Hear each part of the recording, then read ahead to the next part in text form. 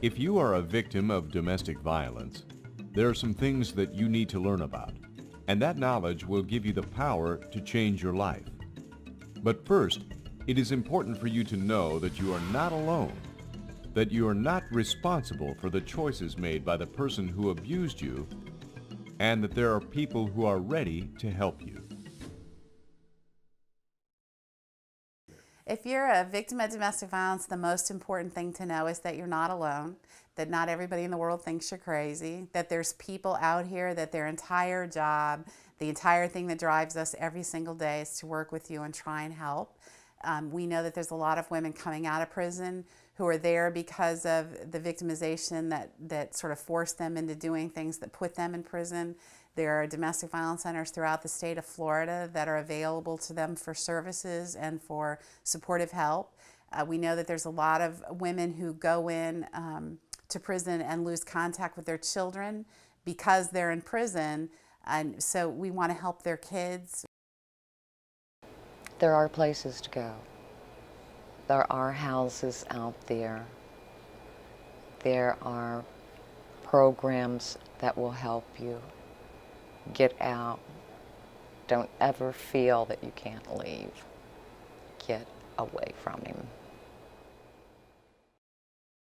One of the first things you need to learn about is how a person gradually becomes conditioned to a controlling environment long before the physical abuse begins. Remember, as we said in the last program, the root of domestic violence is not anger, but the need to have control over another person. Listen to some of the ways that a person can become conditioned to accepting an environment where they lose control over their lives and their dignity. Hot temper, voice getting loud, getting agitated where you're just getting tense, slamming things, shutting the doors real loud, calling her out of her name, neglect. They're all forms of abuse. Well, it's always been fascinating to me, the idea, when you talk to people and they'll say, well, if I ever got hit, I'd walk out the door. I think we all say that before we've gotten into a relationship where all of the groundwork is laid prior to the very first time that he hits her. Prior to that time, he's taken little chips of ownership of her life. And one of the fastest ways to do that is to convince another human being that they can't live without you. And the way that you convince somebody that they can't live without you is through demeaning, devaluing that person and making yourself more important. So what perpetrators will do is tell her nobody else would ever want her. She's a lousy mother, she's a lousy cook, she's lousy in bed, she's terrible at every place that she's trying to function in her life, but not to him. To him, she's great. And to him, he'll love her in spite of all of those flaws. That creates a sort of dependence on him. Another way is one of the quickest ways that I see batters get control of women is to isolate them from not only their family and friends, but to make it impossible to even have a structure through work, to allow them to work, to have an independent relationship with other people. If you keep somebody at home and you keep them isolated from anybody that might be able to reach them and tell them that something's not right in their life, you create a dependence on him. If you control where the money goes and who's doing what with the money, you have an ability to really control what her activities are and her belief, her sense that she can do anything on her own, that she needs him to accomplish anything. Other ways that they maintain control is to completely destroy all of the relationships that she has with other people. And one of the things that we see happen a lot is him picking fights with everybody around her, picking fights with her mother, picking fights with her best friend, acting obnoxious and rude so that the woman doesn't want to take him around those people anymore. So what you end up with is a woman who's completely isolated and whose entire sort of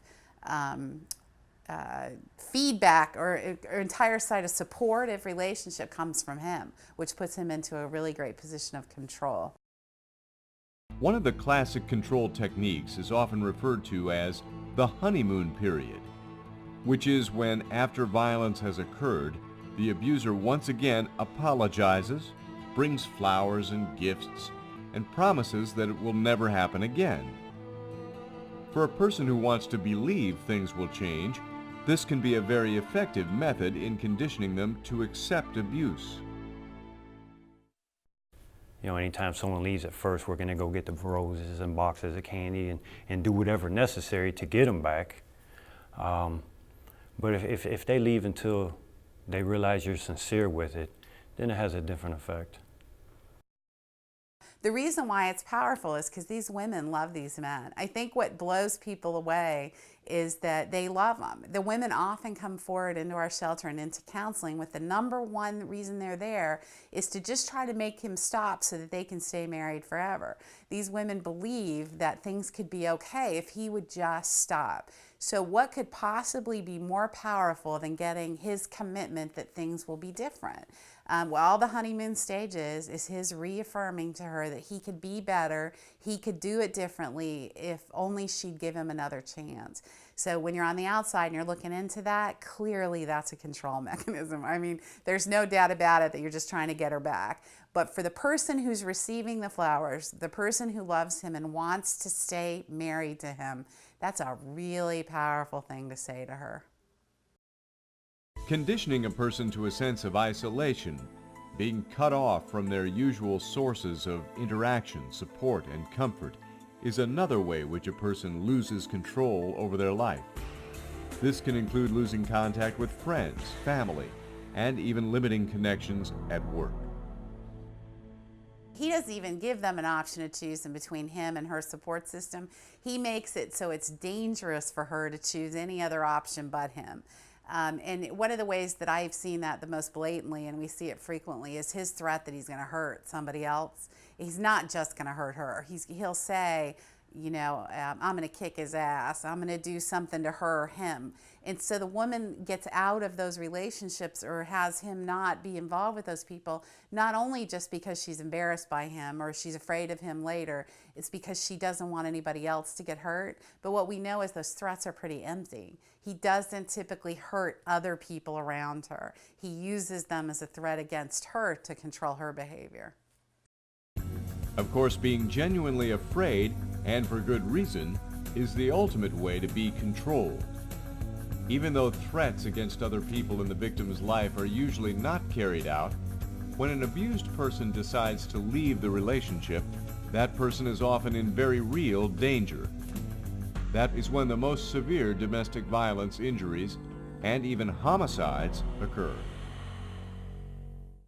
The vast majority of women die when they're trying to leave because he's losing control of them. They either leave right when they either get killed right when she is saying, I am out of here, I have had enough, and he believes that she may actually try to go, so he kills her, or she actually has left, and the relationship, that's sort of the ultimate act of loss of control for him, so he shows her. This is what happens. I told you this is what would happen if you'd leave. There have been 10 homicides in 2 counties that Refuge House serves in the last year and a half. It's the greatest number of homicides ever for this community. Of those 10, 9 of them involved a woman either leaving or trying to leave or having left already, where it was the ex-boyfriend or the ex-husband coming back into the relationship. Out of all of those 10, there is only 1 that we're not 100% convinced happened during separation. So we know it is an extremely dangerous time. Ironically and sadly, the abuse of a person, whether as an adult or as a child, often results in that person being incarcerated. Well, what we know is that there is a significant number of incarcerated women who are there because they are committing crimes related to being victimized. We know that about 80% of women who are incarcerated were sexually abused as children. The numbers are astronomical. We know that about 80% of the women in prison and jail will tell us stories about being abused by their father, by a partner, multiple partners, severely over a period of time. We also know that poverty for domestic violence victims is a huge issue. To walk away from him, they have to walk away often from their only financial support because he's put them into a position where they have to rely on him financially. It's one of the ways they maintain control. So the women will walk away from that and walk into a life of poverty for themselves and their children. And the thing that we know the most about women with children is they will do just about anything it takes to make their kids okay. So what you see are a lot of money crimes for women in prison. You see women writing bad checks. You see them committing some kind of fraud, money order fraud, fiscal kinds of, financial kinds of crimes, and often it is related to either trying to keep a roof over their children's head or to provide food for their children or to just be able to deal with day-to-day sort of financial trauma and drama. So the connection's really strong. We also know that battered women are asked to commit crimes as a condition of the relationship. They're often prostituted. They often act as runners in drug dealings. So we know that there is a very strong connection between use and abuse of drugs in particular and being victimized. If you're being forced to use by a partner, if you're being forced to deal in drugs, to either help him financially or to take the risk off of him, you're going to see a higher rate of those women in prison serving sentences for substance abuse. And they have no business being there because the truth is that they've been victimized and as a part of their victimization have been sent to prison. We also know that women get arrested for self-defense. Our jails are full of them, so is our prisons, where women are actually trying to get out of the relationship or stop the violence, and they use violence of their own to get away, self-defense, and they do get arrested. We have tons of women with criminal records in assault and in battery when the truth is that all they were trying to do was get out of the relationship or to make him stop hurting her or the children. They've been incarcerated and they go back out into the same area, into the same lifestyle that brought them here, what will happen? They will either become the victim or they will reoffend and become an inmate again. It's very important that they get out of the cycle that they were in that caused them to make the choices that they made to bring them into prison. And I believe domestic violence is a critical area for female inmates. The answer to many of these tough questions is to contact a domestic violence support center and get advice on how to proceed. We'll be telling you more about that in later programs. We hope this program has given you a better insight into how a person can become conditioned to accept a controlled environment, and how that can lead to also being controlled by violence.